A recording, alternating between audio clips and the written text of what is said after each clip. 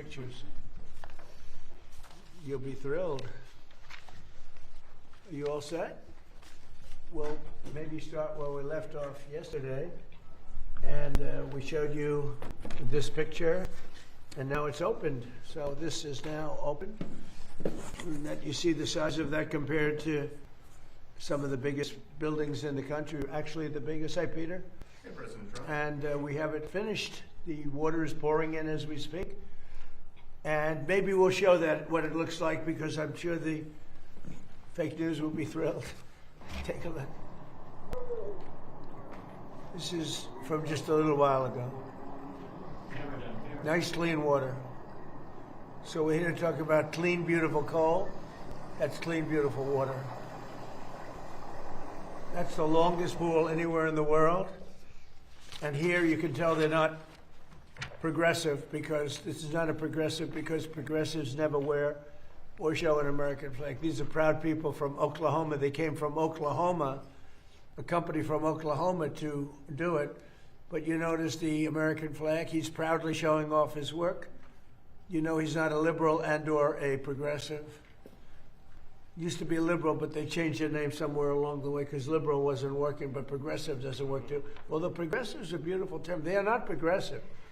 They're degressive. You got that? What do you think? Huh? Daniel's great. He's a great reporter.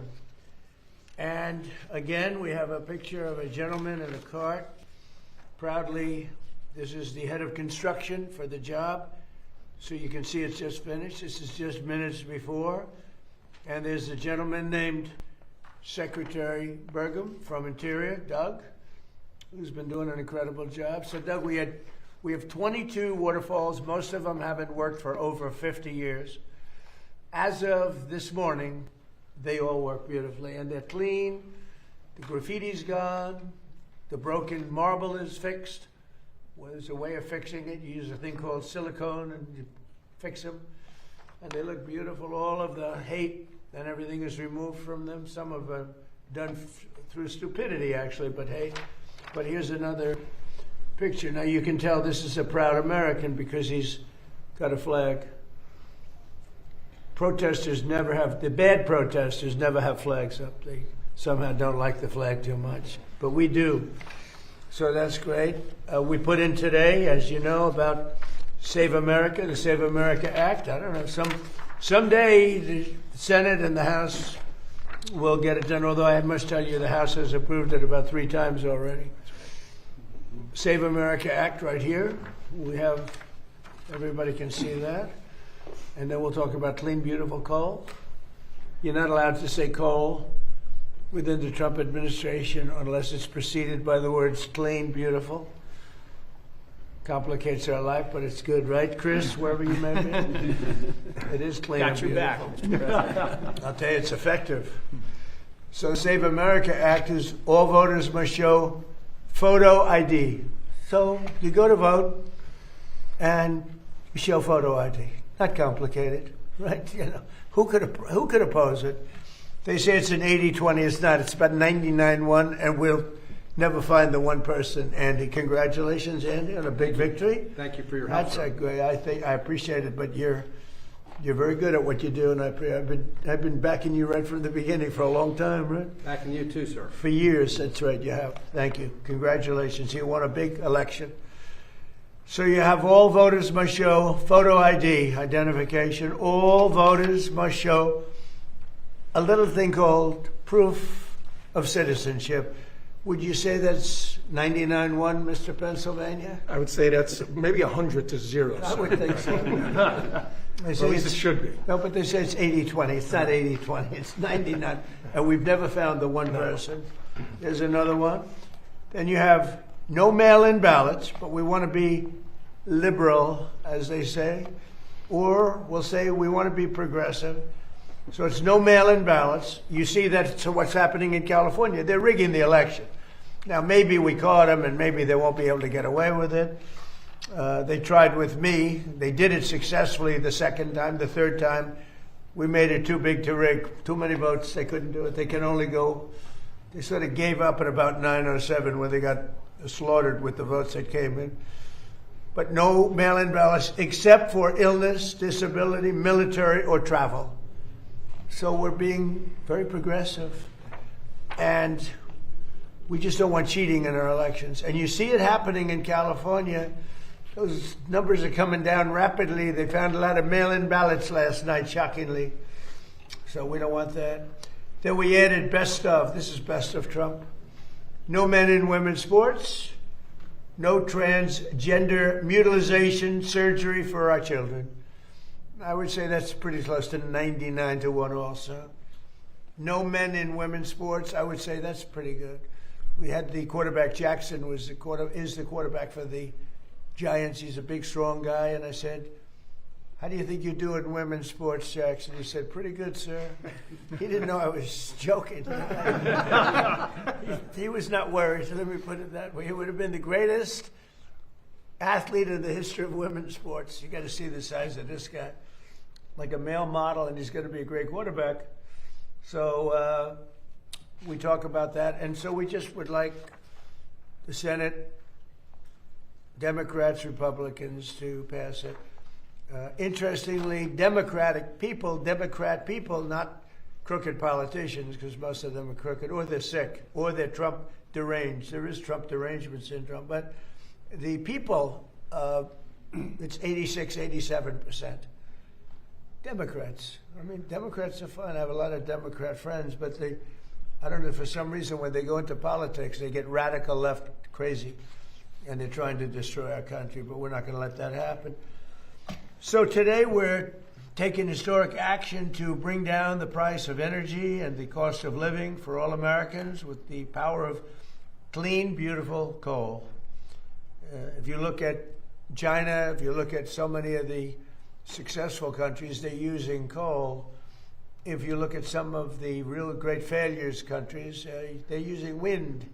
Just keeps blowing, and puts you right out of business. Very expensive, most expensive energy there is. So wind is not working very well, but they keep it going because people get subsidies by countries that are stupid. Doug, I would say we haven't been long on wind. Do you agree with that? He understands numbers very well. You know, Doug was very, very successful. Believe it or not, I used to think it was in energy, but he was successful in technology, and he sold his company to, I think, Microsoft, right? And for a lot of money, and he ran for politics. He ran for office, went to North Dakota, won immediately, won governor, who was very successful for 8 years. And I watched him during one of the performances of some very talented people. And I said, we're going to get him to work for us. And then I said I was going to put him in charge of energy. And he said, sir, there's a better man than me for that one. Not in all ways you feel that, but in one way. In energy, you do. And that was Chris, right? Yeah. Where's Chris? Right here. Right behind you. Well, he's a hard one to find. And Chris has done a fantastic job, and he's one of the reasons we're here today. We have had, we're right now double Saudi Arabia and Russia. If you double them up, that's what we produce, more than anybody else times 2. So think of that. As a result of the $700 million investment that I'm announcing today, we will protect 14 coal plants and 42 coal mines. It's a tremendous number. And build 2 new coal plants and 1 massive new export terminal, because we're exporting coal. Coal's a great business, really a big business, and it's real power. It's in terms of power, there's really nothing like it. You have so many different alternatives. They talk about some, but there's no real alternative. China, by the way, last year built 52 coal plants. They built about two windmills. You know, the only time they build a windmill is when they're trying to sell them to stupid people from the United States, the suckers. And by the way, and all over Europe, they sell the windmills, but they don't use them. I wonder why. They use coal plants and other things. These actions will support over 14,000 jobs and save the American people $50 billion in electricity costs. We're pleased to be joined by Secretary of the Interior, Doug Burgum. He has been great. I don't want to give him a big swollen ego, because then all of a sudden he'll leave me and I'll be stuck with Interior. I don't want to be stuck. But he's really done a great job. Secretary of Energy Chris Wright was fantastic. And maybe our MVP. What do you think, Doug? It's close. Yes, right here. What do you think? MVP, Lee Zeldin. And the job he's done is great. We had the auto industry in yesterday. They don't want people to fix their car. I said, that's strange. I've never heard of that. They have a thing to, nobody's allowed to fix their car. They gave a man 7 years in jail, actually, because he fixed his own car. So I thought we'd do something about that. But we'll get it all straightened away. Can you believe it? They want a bill that prohibits people from fixing. So if you're mechanically inclined, I went to school with some guys that were, in some cases, horrible students. But they could fix an engine blindfolded. They could take a car apart blindfolded. But they weren't too good at arithmetic and other things. But they were great. And so there's a move on to stop people from fixing their car. I didn't understand it. But we had a great meeting yesterday with the head of General Motors and Roger Penske, head of Ford. We had a great meeting, I think. Thanks as well to a friend of mine also for a long time, West Virginia Governor Patrick Morris. I won by 45 points, Patrick. It's not enough. I love those people. And Wyoming, I think maybe even slightly more than West Virginia. Right? Just a little more. We did pretty I like this group of people. But Wyoming Governor Mark Gordon, respected guy, great governor, both of them really amazing. And Representatives Dan Muser, Riley Moore, Derek Van Orden, Juan Ciscomani, and Andy Barr. So you have a lot of representatives here that are fantastic. Today we're officially invoking the Defense Production Act to save 13 coal plants in West Virginia, Kentucky, North Carolina, Indiana, Tennessee, Arizona, Arkansas, Oklahoma, North Dakota, and Wisconsin. These were incredible plants, so productive, really producing a lot of the electricity, right? The electricity, and it's really the best at that. When they find something better, Chris, I think we'll be all set for it, right? But there are long ways from finding something better. Coal's critical. And so when you look at that, those states, West Virginia, Kentucky, North Carolina, Indiana, Tennessee, Arizona, Arkansas, Oklahoma, North Dakota, Wisconsin, what do they all have in common? Trump won them. Wisconsin, but you're over the I won top. every one of them by a lot, right? Yeah. I'm not even Pennsylvania, mentioning too. Pennsylvania, which we won also, right? Yes. But we won them all. We won all 50. We had an honest count, if you want to know the truth. Our action will allow these facilities to invest in upgrades that will extend their operational lives for decades into the future, reinforce the reliability of our electric grid, which is really the biggest beneficiary, and most importantly, keep electricity prices very low for the American people. This brings the total number of coal plants that we've saved during my administration, just like when we said we saved 25 water fountains. Think of this. These are fountains, beautiful fountains that were so horrible to look at with the graffiti. Over 40 years, many of them closed over 40 to 50 years. The big one, the reflective lake, some people call it a pond, some people it's like a lake. But the reflective lake was built in 1922. It never really worked from the beginning, from 1922. That's a long ways. So it's over 100 years old. And it never really worked because they had the wrong base. It was always leaking. They didn't have what we have today. So it's pretty amazing what's happened. And, I hate to say it won't leak, but it won't leak because we use a material that doesn't allow leaks. It's like a swimming pool doesn't leak. You use the right. This is called swimming pool on steroids. So it's great stuff. And today's actions, we're also supporting coal mines and coal miners in Wyoming and Pennsylvania, Kentucky, West Virginia, Ohio, Indiana, Illinois, North Dakota, and New Mexico.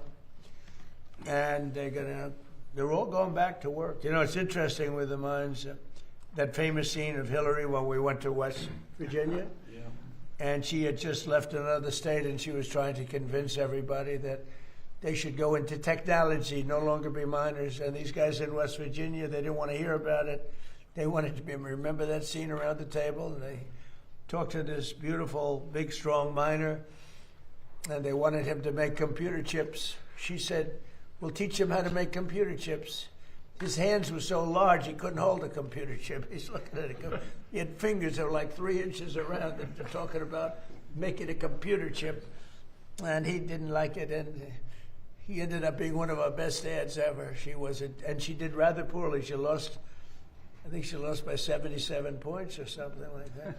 Pretty tough to go knock coal, and then you go 2 weeks later to West Virginia to try and win the state. It didn't work out well for her. But the miners love us. What do you think we got with the coal miners? Would you say we got 90%, 100%? What do you think we were on this? Pretty high. Yeah, pretty Probably high. higher than any group in the country. Pretty high. Yeah, it can't be bad. Well, we did well with all the groups. I'll tell you, the group that now likes us are the auto workers, because we're building more auto plants now than at any time in the history of our country. So it's great to watch and see what's going on with the U.S. We're the most respected country anywhere in the world, and we were a dead country a year and a half. We were a dead country. We were a mocked, laughed at country. Starting this summer, the West Gateway project will break ground, and by summer 2028, over 12 million tons of clean, beautiful coal per year will be shipped to countries all around the world. And this project's been delayed over 10 years, and Biden ended it, and then Barack Hussein Obama. Have you heard of him? Barack Hussein Obama, another one. He's another beauty. But that delay is now over, and it's going to be very productive. It's going to fuel our electric plants in particular. It's going to be amazing. Finally, we're taking nearly $200 million in that to set aside for the Green New Scam, and it was set aside for the Green New Scam, but the Green New Scam is history, and repurposing that money so that we restart a coal plant in Maryland and help build 2 brand new coal plants in Alaska and West Virginia. And these are all built with new technology. It's very clean. It's amazing how that's come along. It's all very clean. And the first new coal plants to open in our country since 2013. You couldn't open, you couldn't even think. They were only closing them. They were closing them, and you had brownouts all over the place. But you don't have that anymore, do you notice? Under 4 years of Sleepy Joe Biden and the radical left Democrats in Congress, not a single permit was approved for a new coal mining project. But in over 1 year of our administration, we've already approved 76 permits for clean, beautiful coal. Last year, we prevented 17 gigawatts of coal-powered electricity from going offline, and that's enough power for about 13 million homes. Think of that, 13 million homes at a very low price. It's the lowest price. So now I'd like to ask Secretary Burgum to say a few words, followed by Secretary Wright, Administrator Lee Zeldin, and then Governor Mark Gordon, and whoever else wants to say a few words, including my new friend, my new governor friend. So, Doug, go ahead. Well, thank you, President Trump. With these announcements today and everything that your administration has accomplished so far since you've taken office, this administration has done more to save, protect, and expand coal in our country than any administration perhaps ever. Clean, beautiful coal. Clean, beautiful coal, absolutely, and none. I'm only kidding. That's okay. When you took office, the first thing you did was declare an energy emergency. Some people questioned that, but the prior administration under Biden had gone so far down the path of pursuing the highly subsidized, intermittent, weather-dependent sources of electricity that our grid was at risk. You understood that, and you understood that how key coal is. It's the backbone of having affordable, reliable, and secure American energy to power our country, power our electric grid, power our competitiveness in AI, and power all the manufacturing that's coming back. As you mentioned, with those record coal leases, this is where we take federal public land, lease it to the private sector. They write a check, that comes into the Treasury. They create jobs, help support local communities. So there was 0 coal leases held in 4 years under the Biden administration. You heard the president talk about 76 here. We've slashed red tape. Those took years to get. Some of these projects for coal mining we've approved in less than 1 month under the emergency procedures. And we also have opened up for leasing another 13.1 million acres that people can bid on in our country on public land. And this is land that was set aside. This is not national parks, it's not wilderness area, it's not our wildlife refuges. This is public land that was set aside for the benefit and use of the American people, including energy development, making sure that we've got affordable, reliable energy. So using those public lands is what we're doing. And then the last thing within Interior, I would say we did strategically designate through the U.S. Geologic Survey, which is part of Interior, designate metallurgical coal as a critical mineral. So it's on the list.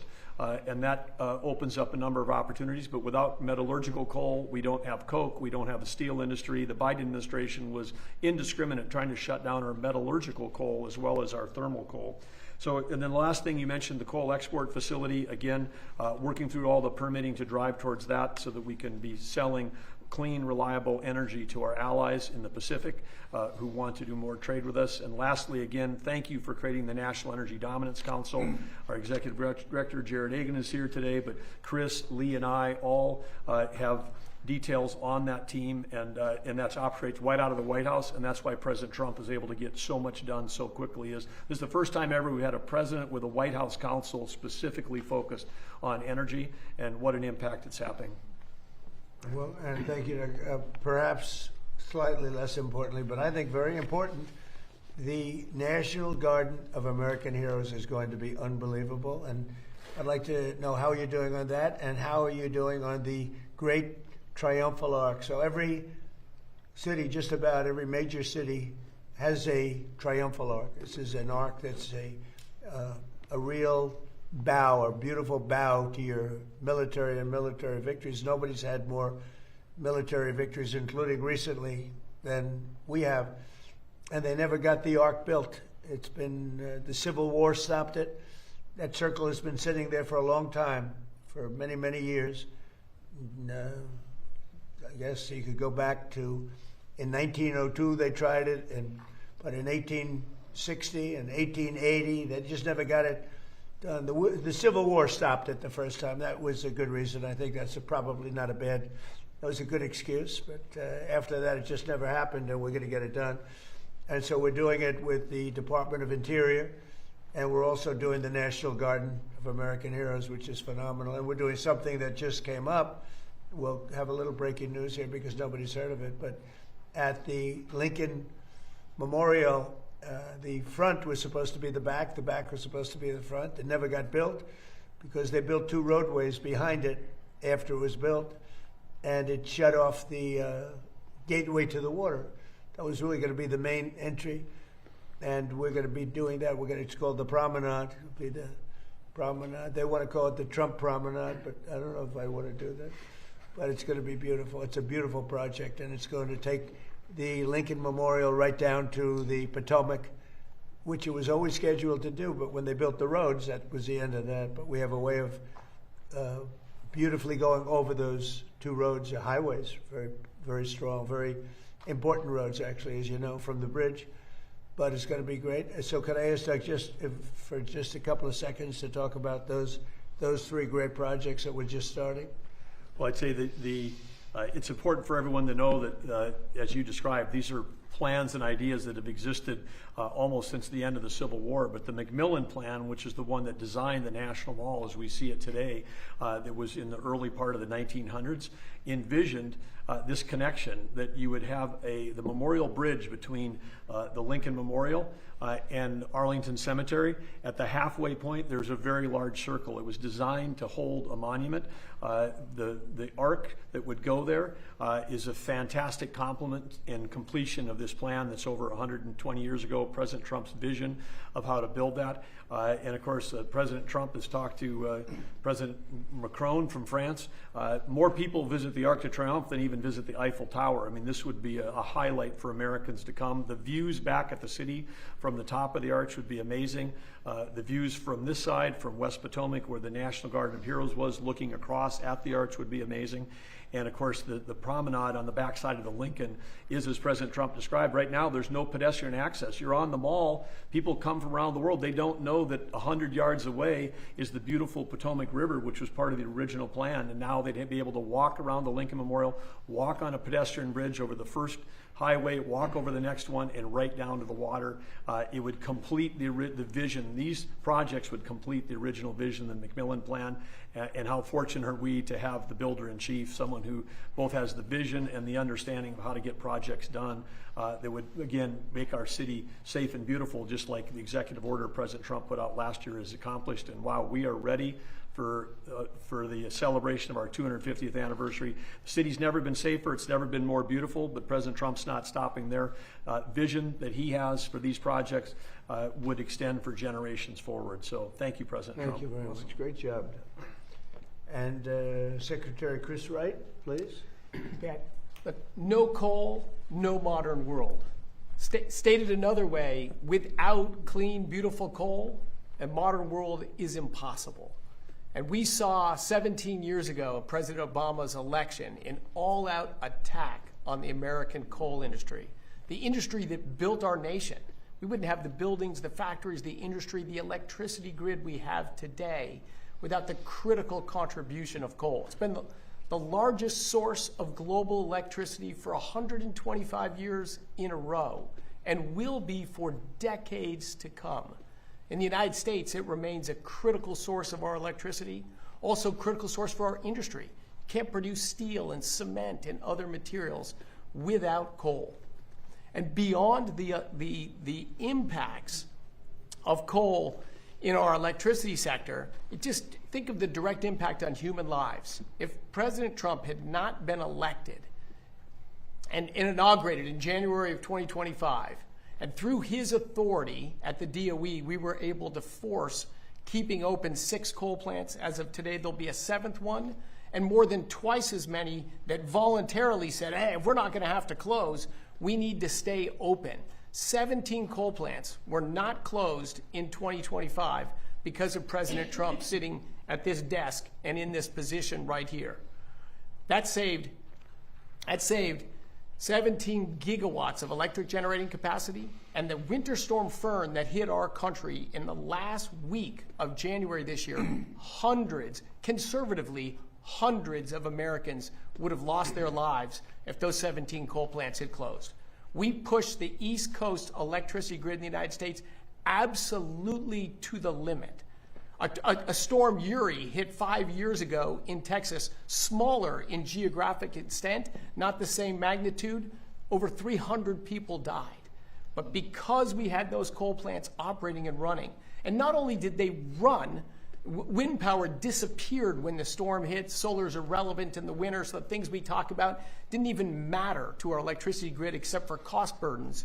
Coal stepped up and produced 25% more electricity during this storm than its normal, reliable chugging out of electricity. Without those plants, without that increase in electricity production, we lost a lot of Americans, untold economic damage. President Trump is the president with the courage and the boldness to defend an industry that has been maligned for far too long and to recognize its importance. Americans are upset about high electricity prices. Blame closing existing reliable, secure plants and replacing them with subsidized, unreliable plants, a guaranteed way to drive electricity prices up. But this administration is committed to reversing all of that. That money we've talked about from the Defense Production Act, thankfully, because of the One Big Beautiful Bill and these fantastic congressmen sitting around me and governors, without that legislation, we wouldn't have the money and the Defense Production Act authority to keep open so many plants. It is hard to overstate the magnitude of this. If you look at our efforts across the whole government so far, 45 coal plants are open today that would not be open? Where would we be to reindustrialize America? Where would electricity prices be if we had let all of those plants close? But we're not doing it. All of those plants, that's $700 million of government funding, but it's matched with $1.7 billion of private investment from the owners and operators of those plants. All the people in those states that say, phew, we don't have to kick our industry out and raise electricity prices again. Common sense is returning to Washington, D.C. And for that, I'm incredibly thankful to be here in the United States government, to work for President Trump, who will stand up for what's right, bring common sense back, and reinvigorate an industry without which we would not have the America we have today. And we're going to reindustrialize America, win in the next generation of technologies, and we're going to do it in critical part because of a growing and thriving coal industry. Thank you, President Trump. Thank you very much. Thank you, Secretary Burgum. Thank you, Lee Zeldin. Good. And Lee Zeldin, how about saying a few words? For so many Americans, clean, beautiful coal is their source of heat, of energy, of warmth, of a job, an economy, a community, a family. And for too long, you saw Democrats who were telling these coal miners that they should just learn the code. And what we saw during the Biden administration at the EPA, for example, was regulation after regulation after regulation trying to strangulate out of existence coal, to destroy it. Enter President Trump. Declares a national energy emergency, creates a National Energy Dominance Council, and he told us at the EPA at Trump's speed to be getting rid of these regulations as quickly as possible on behalf of those Americans who want to just stay warm, who want to live the American dream, who want to have affordable access to energy. The Democrats were running for power to sit at this desk and to leverage that power to destroy these communities. Enter President Trump. He has saved clean, beautiful coal, and it's been an honor to be part of it. Thank you, Lee. Great job, too. Wyoming Governor Mark Gordon. Thank you. Mr. President, it's an honor to be here. Thank you to the secretaries who have breathed life into an economy in Wyoming that has been there for a long time. Wyoming produces the cleanest, most beautiful coal, low sulfur coal. You don't mind if I push him, right? And it's fun because we have a chance to educate our kids. Now, let me just talk a little bit about the other side of this. When a kid grows up in Wyoming, their education's paid for in large part by the coal severance taxes, by the royalties that come from mining that coal that was shut down by the Democrats. When they have a chance to get a job, they can go look to the coal mine. And it's not just digging coal the way we used to, it's high-tech jobs. You know, at this point, we don't mine coal the way we used to at all. It is very, very technologically proficient. And what's more important, it's environmentally sound. I would invite you to come and look at the reclamation that's happened in the Powder River Basin, and we can demonstrate that it's environmentally sound, that actually wildlife populations thrive and do better. Today, Mr. President, I really want to talk to you a little bit about our recent trip to Japan and to Taiwan. Both countries that were going to forswear coal. And now they realize that they need that reliable, dispatchable, secure source of energy. But they can't get it as clean as they can from the Powder River Basin. So to be able to open that Oakland port is absolutely essential for the lifeblood of our state and for our coal mines. It is something that we tried to do in your first administration, and we almost got there. We actually were prepared to go through that, I guess, belt that we have on the West Coast with California, Oregon, and Washington, and finally enforce the Commerce Clause to allow states like New Mexico, Wyoming, Utah to have access to that Asian market. And let me just tell you one last thing about that. It's not just about clean, beautiful coal. We have companies like Peabody that are now saying, we believe we can get rare earth minerals and critical minerals from what we're doing. So we are advancing technology, advancing the opportunities and the security of the state, all because of your vision, sir. Thank you. Thank you very much. Thank you, Mark, very much. Would you like to say something on behalf of West Virginia? I would. I would like I to love say, that place. Mr. President, all West Virginians are so deeply grateful to you for your focus on protecting their energy jobs. The coal miners know the incredible importance of why we're here today, and to talk about the potential for new coal-fired power plants, that excites them. And I think West Virginians are really inspired because we're America's energy state.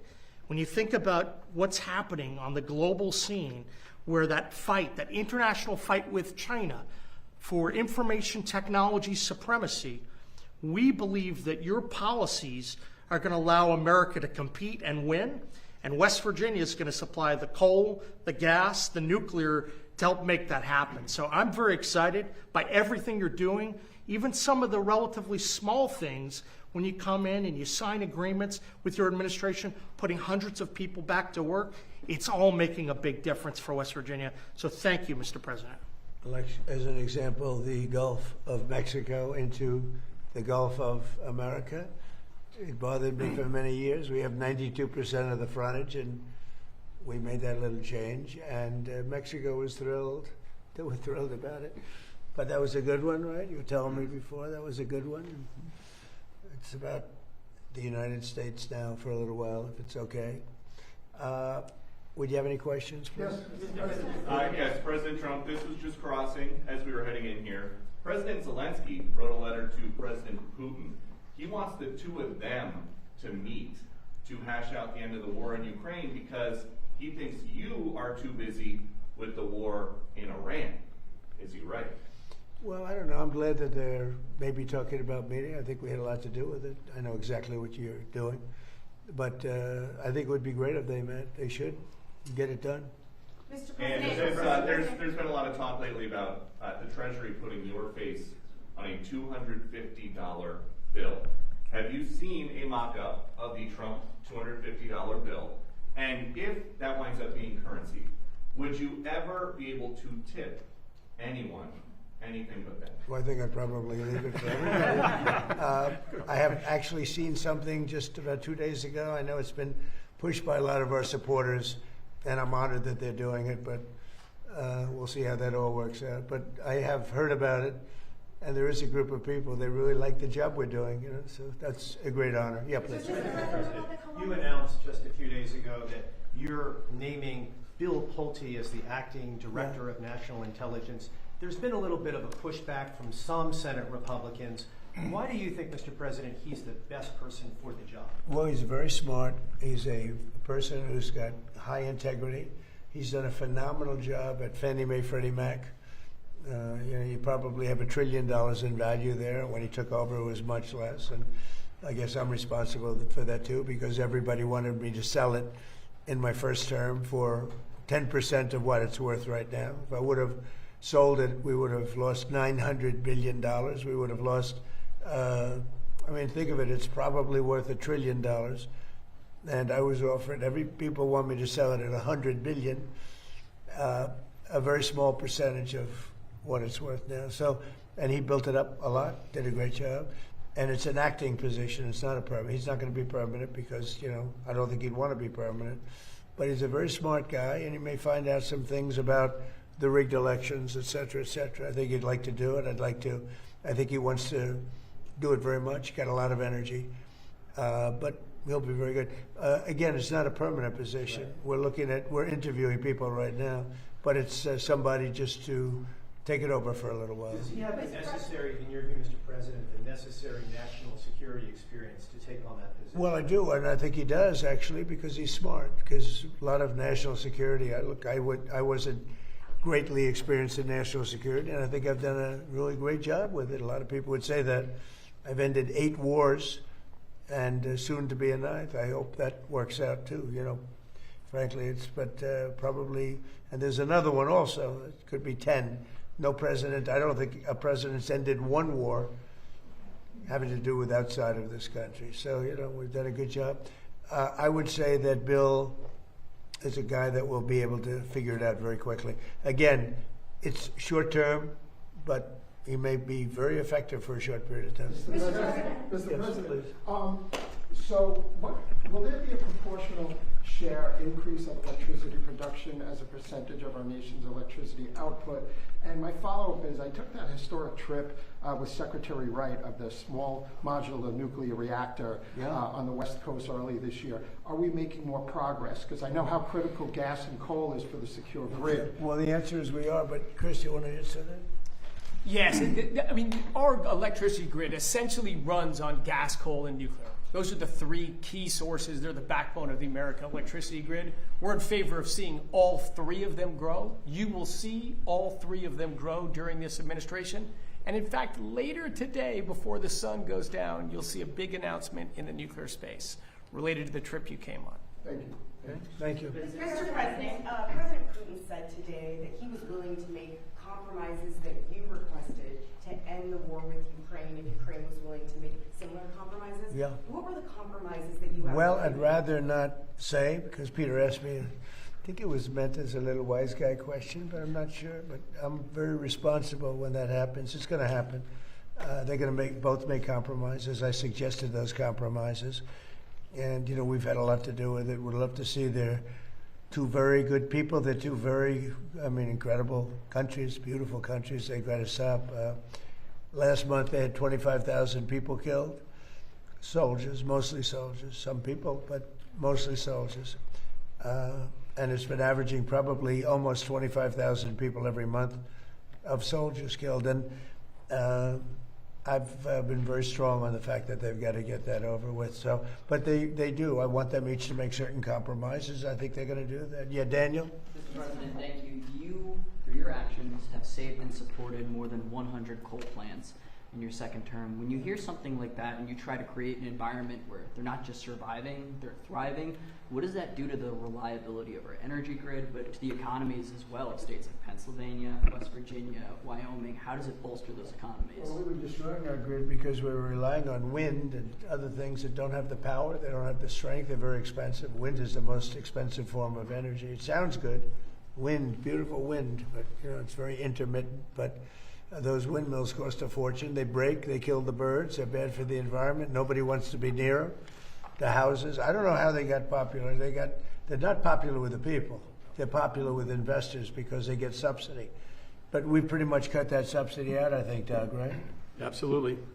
In the working families tax cut bill, it all expires, and since the subsidies have gone away, there's virtually no one, particularly offshore, no one is trying to build one of those projects in America. Turns out they weren't trying to generate electricity; they were just trying to generate tax credits. You're supposed to be making money with energy, and here wind, it needs subsidy. Energy shouldn't need subsidy. We have so many different forms of energy, but I've talked about it for years. Wind is the most expensive. It's the worst. It causes tremendous problems, and it does. It kills millions and millions of birds a year. Nobody mentions that. You'd think if that were anything else, everybody would be sued. If you kill a bald eagle, they put you in jail for like 4 years or something, and yet windmills knock them out of the air all the time. Nothing happens. It's disgraceful. So we're into energy that really works and works powerfully. Yes, go ahead. And we're waiting outside to come into the Oval Office. Everyone's looking at the UFC structure, the claw. Are you happy with how that's coming along, and what are your expectations? We put it up in 5 days. It's incredible. And I told yesterday the story of the Eiffel Tower, and it was 1889. It was put up. It was going to be brought down right after the World's Fair ended. It was up for a short while, and they said, well, let's leave it a little bit longer. Then they said, let's leave it a little longer. It never came down. That was 1889, the World's Fair in Paris. So I jokingly said, let me tell you a story about the Eiffel Tower. Now it'll come down after the fight. There were actually some people who said he wants to leave it up. Yes, please. Mr. President, about the Columbus statue, Columbus Fountain at Union Station, it looks amazing. Thank you. And what does that mean for the relations between Italy and the United Well, States? it means Italian people love Trump. And because, that was controversial. People want to rip it down. You see how beautiful it is. And we didn't only not rip it down, but Doug and his group and all of us together, we beautified it. It's I didn't know that marble was going to be so beautiful once we cleaned it up. You wouldn't believe it when you saw that thing was loaded for 50 years with filth and graffiti and everything else. It's amazing. It's amazing how good. They did a really great job. On the Strait of Hormuz, Mr. President, do you still want European allies' help? We're discussing energy today. And Well, we don't what need kind the of help. What kind of help would you want? Do you have a We're the most compromise? powerful military in the world. We gave them a chance to help, but they chose not to. NATO.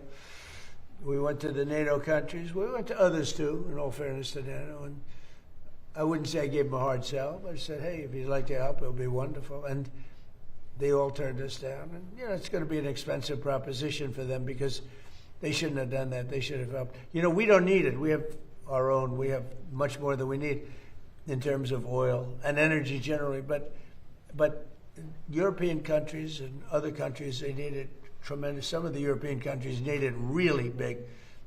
And they should have said, we'd love to help. But If you could choose, but Mr. President, if you could choose, what would you ask them to do, sir? If you wanted Well, I would have asked them. I mean, there's not much. Look, we won. There's no Navy. There's no Air Force. We've wiped them out. We've wiped out their leadership and almost all of it. We've wiped out all their military leaders. They're down on the third. Now, maybe they're very good. I don't know. I can't tell you that. But certainly the first ones didn't do very good because they weren't. They were literally, after 3 days, almost the entire military was wiped out. They had to get new generals. And then after that, they had to get more new generals. And we knocked out their anti-aircraft, their Air Force, just about everything you can knock out. So, and then you'd read in the fake news that they're doing really well in the war. I mean, it's unbelievable. We knocked out everything there is to knock out, and you'd pick up the fake news and they'd say how well they've done. They're doing brilliantly. They have no Air Force. They had exactly, we knew that, 159 ships. Andy, out of 159 ships, all 159 lie beautifully at the bottom of the ocean.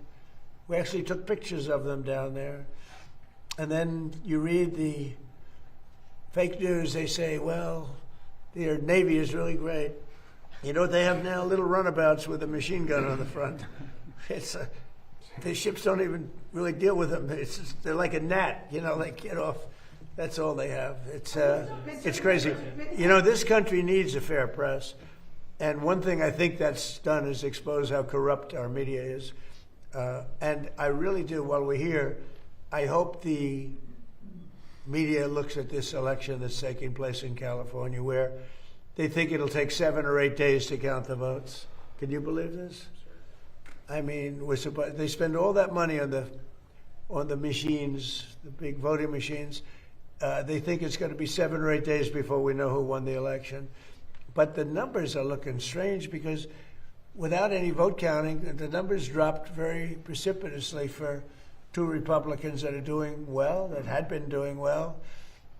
And I hope you're all watching it because I'm watching it very closely. Mr. President, are you worried that China is funding an anti-data center movement here? No, I'm not worried about it. We had a great meeting with China. And, they do things to us and we do things to them. I say it all the time. They say, oh, are you worried about China tapping your phones? I said, well, they're worried about the same thing. No, we're very highly sophisticated. We've become very highly sophisticated. We had 4 years. I rebuilt the military. We had a military that was not good, and we rebuilt it. And I didn't know I'd use it quite as much, but we used it. Ukraine has been given a tremendous amount of without our military and our equipment, Ukraine wouldn't be alive to fight today. Just in terms of the question. We gave them hundreds of billions of dollars worth of equipment and the best equipment. We make the best equipment anywhere in the world, but they wouldn't have lasted 1 or 2 days. They wouldn't have been able to do it. Remember the anti-tank missiles, remember that, right? When the tanks got stuck in the mud? And then they went around and boom, boom, boom, boom. And those were given by yours truly. They said Obama gave sheets and Trump gave the anti-tank as one of the most devastating weapons. But you check that out. But we have the greatest military. We have the greatest military equipment anybody's ever seen before. Look at Venezuela. We went in there. It was over after about 48 minutes. And, you know, they have a strong military, different kind of a military, but a lot of soldiers. And you look at Iran, where we essentially wiped out their military. Now, there's some missiles left, but very few compared to what they had. And speaking of our military in Iran, I wanted to ask you about this report that you would only restart the conflict with Iran if they killed U.S. troops. Is that your red line for ending the ceasefire? If they killed, U.S. troops. what does that mean? That you would restart the war with Iran if they killed U.S. troops. Well, it would be a good reason. I'll be honest with you. If they kill U.S. troops, I think I would do that very quickly. Yeah, that's a very interesting question. Ron, you responded to the vote in the House yesterday on the War Powers Resolution. Also, we've seen Hezbollah reject the U.S. brokered peace in Lebanon. You said that negotiations are in final stages, but Iran's saying they're stalled. They didn't reject me. They didn't reject that. They're looking. I think Hezbollah, I will tell you, they called us and they said, how about stopping? And I think you're going to see things happen over there. That's been like a little bit of a different world, but it's interconnected with Iran. And it would be really nice if Lebanon could have some peace. Lebanon's been under attack for so many years and always like an underdog. And it would be really nice if it could end. And I spoke to Bibi Netanyahu about that. And I speak to them about it. And I actually spoke to Hezbollah about it. And I think progress is made. That's been going on for a long time. You know, when you look at that for years and years, 48 years, I say, well, let's get this settled. How long has it been going on? 48 years. I said, that's a long time. Not that easy, but go ahead. As we get closer to the midterms, are you starting to factor in a domestic reaction to this in your handling of this? Or are you I just do what's right. indefinitely? No, I mean, look, it was like Venezuela. It was very unpopular. Then we won. And my numbers went through the roof. I have very high poll numbers. They went through the roof. It was very unpopular when I went to Venezuela. They said, oh, we don't want... Well, first of all, that one's relatively close. It's sort of a semi-neighbor, right? And the relationship with Venezuela is incredible. We've taken out millions and millions of barrels of oil out of Venezuela. It's very oil-prone. I guess, Chris, one of the most, right? Yes. And we've taken out, you're sort of leading it, but you want to just tell them real fast about the relationship we have with Venezuela, Chris? Yeah, things with Venezuela have gone very well. Venezuelan oil exports today are 3 times higher than they were right before we went in. So it has been a meaningful incremental supply of oil to the world. And one of the reasons we're solving a 47-year-old problem of Iran's race for nuclear weapons and oil prices in the U.S., we wish they were lower. But gasoline prices in the U.S. are, you know, a little over $4. They're $10 in Europe. They're higher in Asia. They're very high in California. The bigger threat to energy prices in the United States is Democratic green energy policies. They have driven up energy prices far more than a conflict in Iran. And the conflict in Iran will come to an end. We hope that crazy green energy, drive up energy prices policy of the Democrats at federal and state levels, we hope that comes to an end too. And remember this, if you want to call it a war or if you want to call it a military operation, you cannot let Iran have a nuclear weapon. And everybody agrees to that, no matter, almost everybody. But wait a minute, our gasoline prices are lower than they were with Biden without that. And he would have let them have, in fact, he inspired them to have, frankly, a nuclear weapon, him and Obama. Obama picked the wrong country, you know that. And the Obama deal, I terminated that, or they would have had a nuclear weapon. That was a road to a nuclear weapon. Our deal, if we make that deal, and it's going well, but who knows, if we make that deal, it's the exact opposite. They will never have a nuclear weapon. It sounds like you're in it for as long as it takes. I'm not going to let them have a nuclear weapon, no. With Obama, it was a road, you know that, it was a road to a nuclear weapon. That was a short-term agreement, and at the end of which they would have a nuclear weapon. So they would have had it 4 years ago.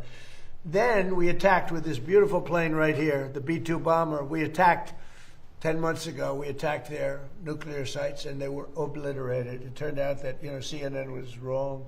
They said, well, maybe they weren't hit that hard. They were hit so hard, nobody knows if you can even get it out.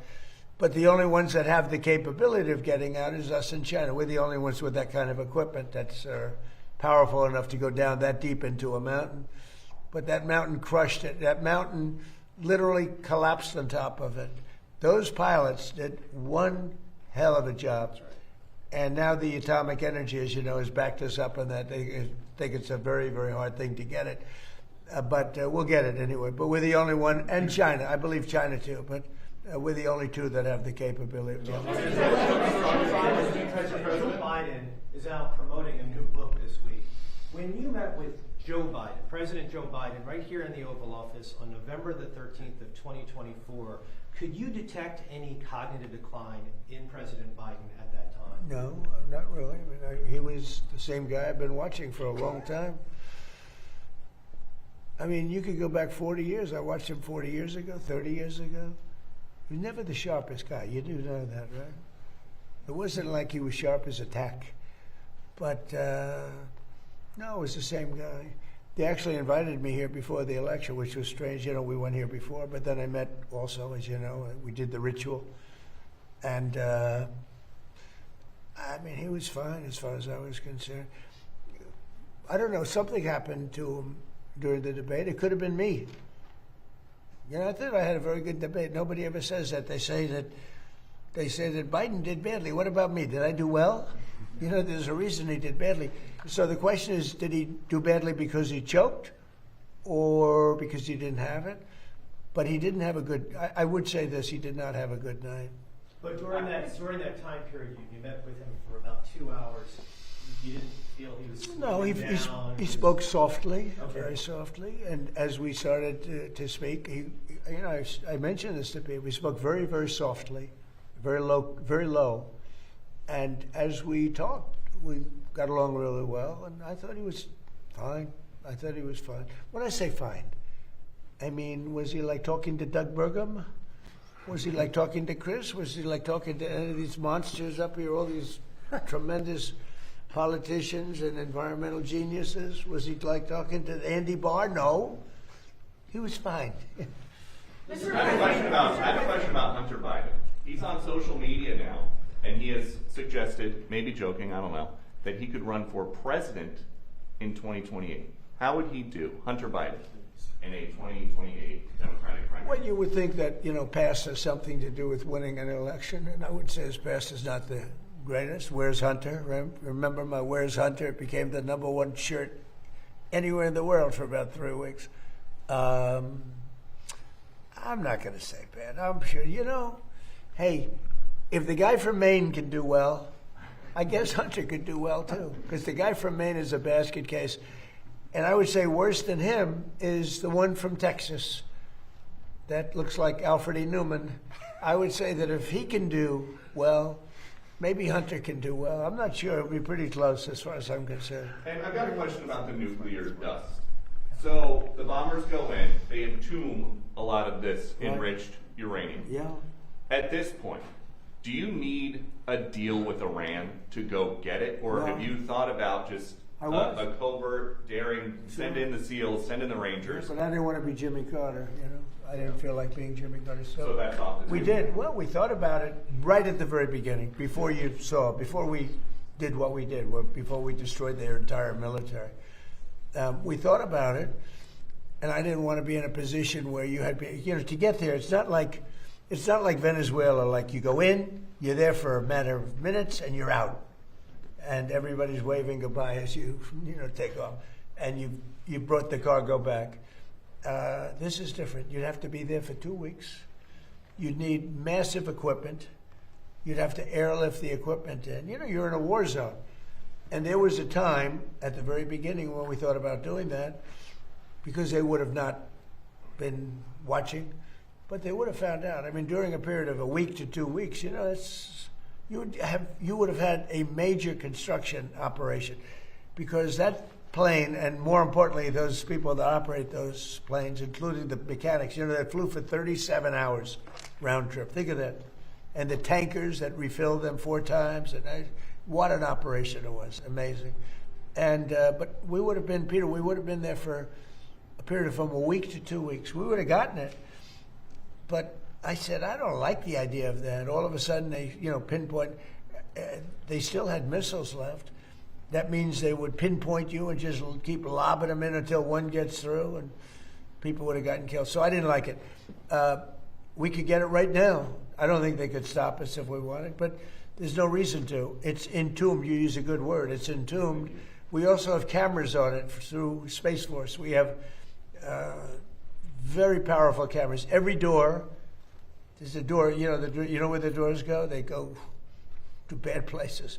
But every single place on those mountains, there's basically three, because we also hit it with tomahawks after. After that we hit it with tomahawk. Every inch of that land has cameras on it. We have about 9 of them, and they're on it. We cover it. So if anybody even got near it, we would know what we had to do. And we've heard you want to meet with the new Ayatollah, the new supreme leader. I don't want to meet, but if I did meet, I'd be honored to meet him. I'd like to see if we make a deal. But if we make a deal, it's possible that I would meet him. I'd be okay with Would it. that happen here in the U.S., White House? Oh, I don't know, Camp Peter. David? I haven't really heard too much about it. I didn't suggest it, but some people have suggested it. If it happened, it would happen. I'd be respectful. Do you think because Epic Fury killed his dad and his wife and his kid that he's got hard feelings and wouldn't want to meet? Well, I would say I'm not his favorite person. But with that being said, he's probably I don't know. He's probably a professional. In some circles, he has a very good reputation, actually. Sometimes some people say bad, but a lot of people say bad about me. It's totally false, of course. Mr. On jobs, tomorrow the jobs report will be released. While the unemployment rate has been steady at 4.3%, the black unemployment rate has been 7.3%. When you ran for president, you courted black voters and talked about what you described as black jobs. How do you describe why this disparity is happening? What can you do to close that? Well, we're doing very well with the black jobs, African American jobs. I saw some numbers that we're doing really well. But where we're really going to do well is when all these plants are open. We're building many car plants. We're bringing cars back from Germany. We're bringing, we lost the car industry years ago. 54% of the industry went to Germany, Japan, Canada, Mexico. It's all coming back. It's amazing. And where your black worker is really going to do well is when those factories open. So I think they're going to be great. We've been doing very well. It's been a big focus for me. Yeah, please. Yeah, thank you, Mr. President. On today's announcement, how do you ensure the estimated cost savings are passed on to the consumers and not held by the company? And then on Iran, what specific progress has been made today in talks with them, and where are the sticking points still? So we're really lowering costs. When I came into this job, we had the highest inflation in the history of our country. 48 years, they say, but I think the history of our country, whether it's 48 years or more. But we had tremendous inflation with Biden, during the Biden. They had one of the highest ever. And I inherited that. The costs were very, very high.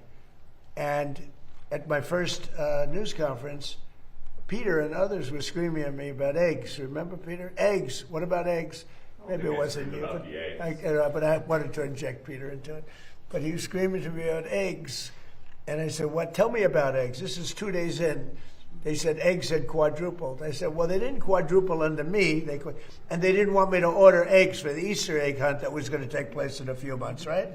And I said, nope, we're not going to. They wanted me to order plastic eggs. And I said, nope. And we got eggs down to lower than what it was long prior to when I took over. And eggs today are about 15% lower.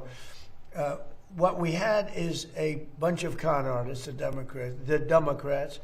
And what they did is they left.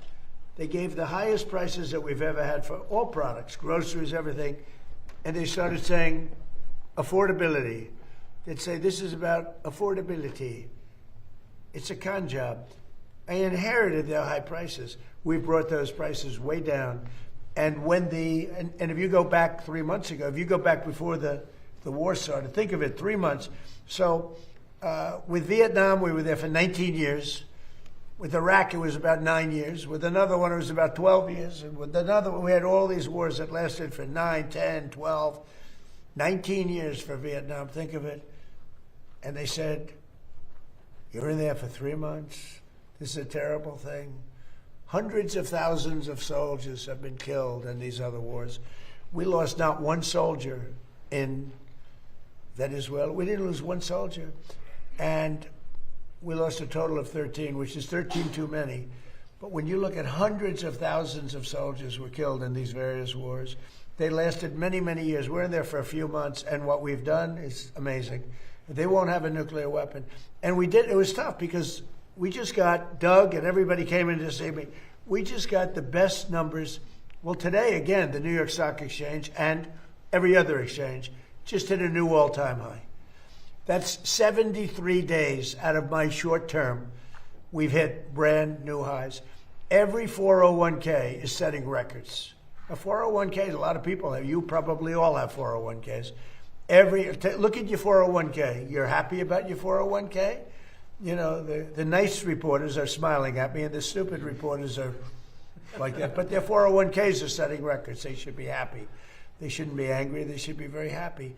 But 401ks are setting records. They've never had anything like it. So, you know, we've done a good job. As far as Iran's concerned, you're going to find out what the deal is. But the main parts of the deal is that it can't have a nuclear weapon.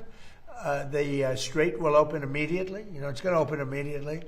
And we've largely swept for mines. We have the most sophisticated mines. They're underwater minesweepers. I actually said to somebody, one of the generals, why underwater? He said, because usually it's hostile.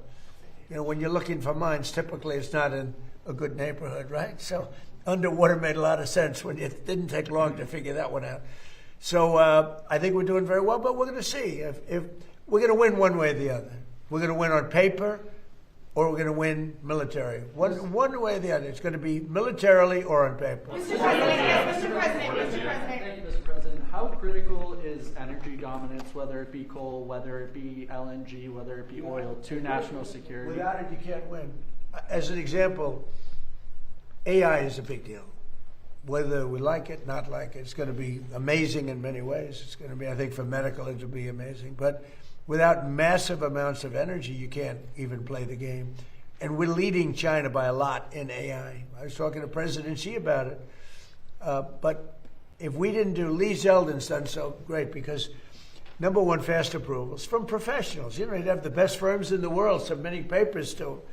And we didn't keep them waiting for 10 years and then vote against them after 10 years. That way, guys would file with the environmental for a plant of some kind. After 15 years, they would be rejected. It was terrible. Now we have great professionals there, and we only accept plans from great professionals, but we give them fast turnaround. And it's been really amazing. I think the biggest thing we've done, Lee, is we let these geniuses with all this money build their own electric plant. We don't take it from our grid.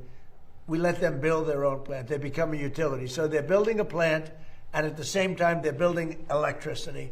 Because if we didn't do that, you couldn't have anything. You couldn't have, and we're letting that happen too with car plants and other plants. If they want to build their own electric, but with the AI, you know, you hear so much about it.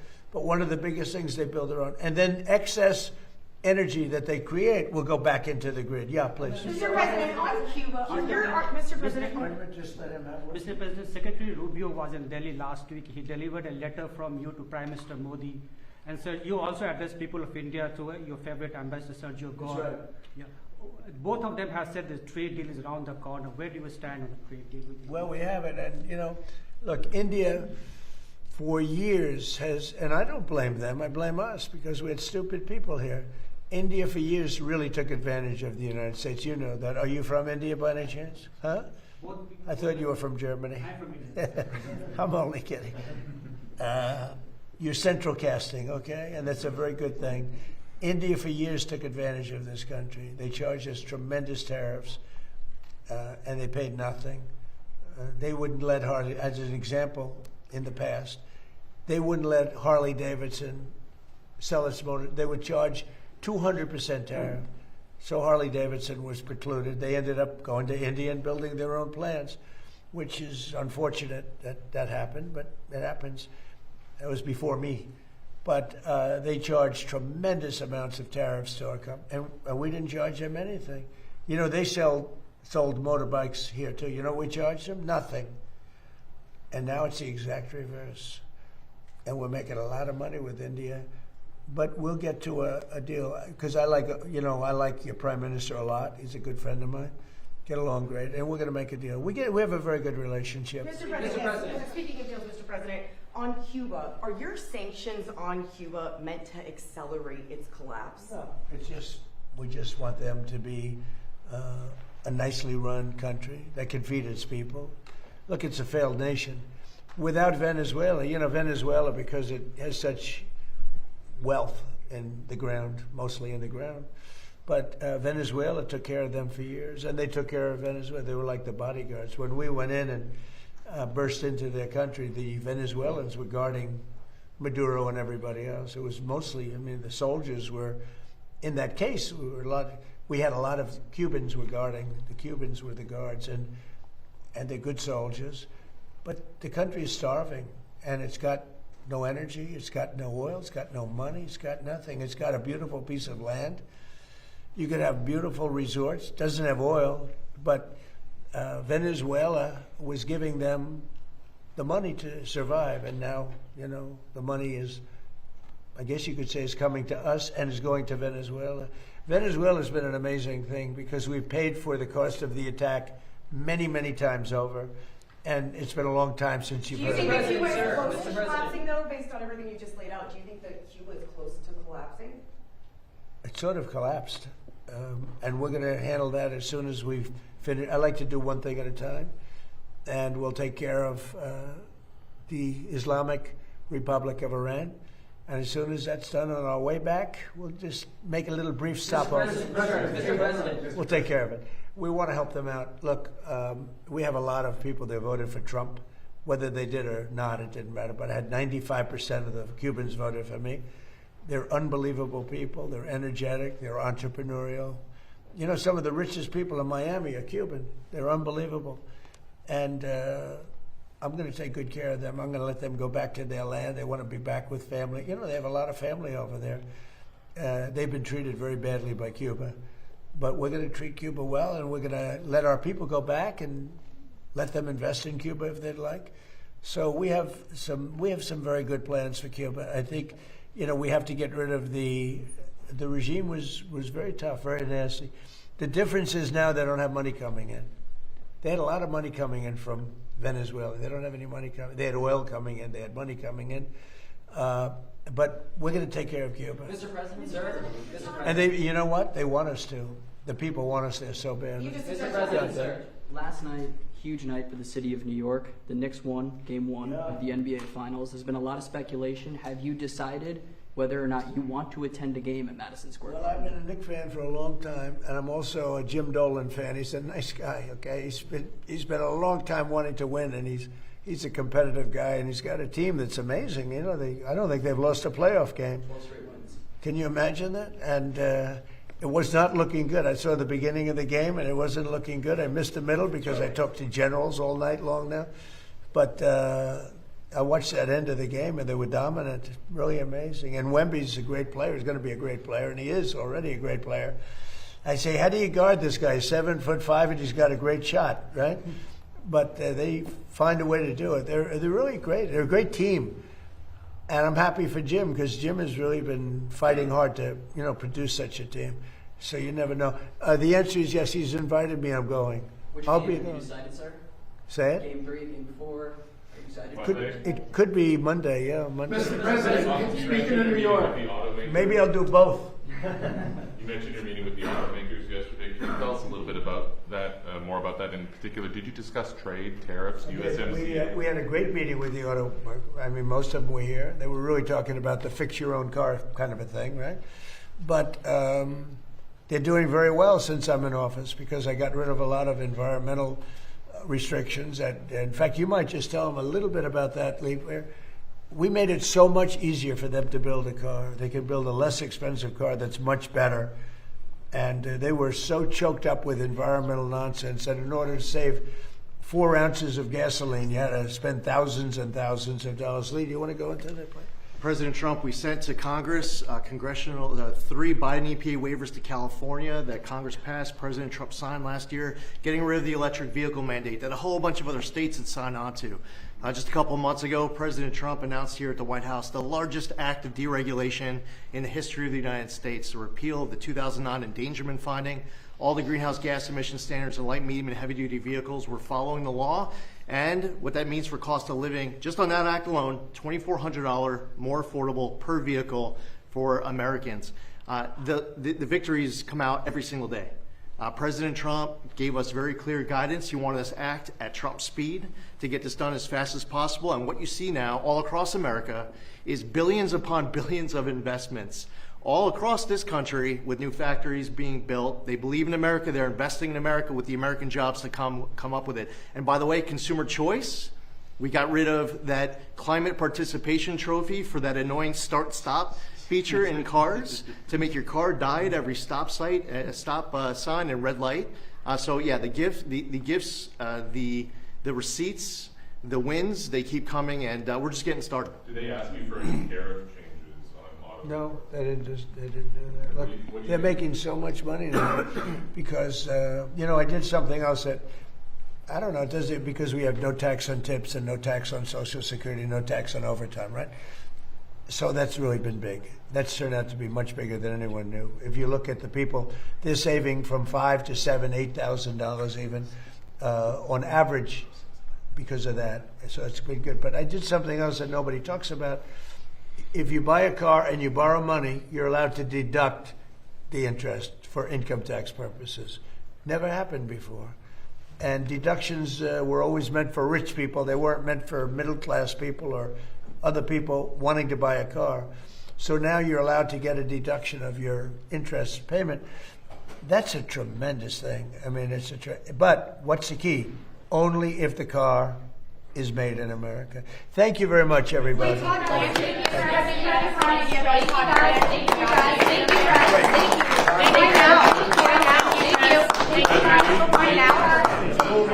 It's moving very well. Todd is very popular. He's doing great. Thank you guys. Thank you guys. Thank you guys. Shoot. Thank you guys. Thank you guys. Come on. Come on. Thank you. Thank you guys. Thank you all. Thank you. Thank you guys. Thank you.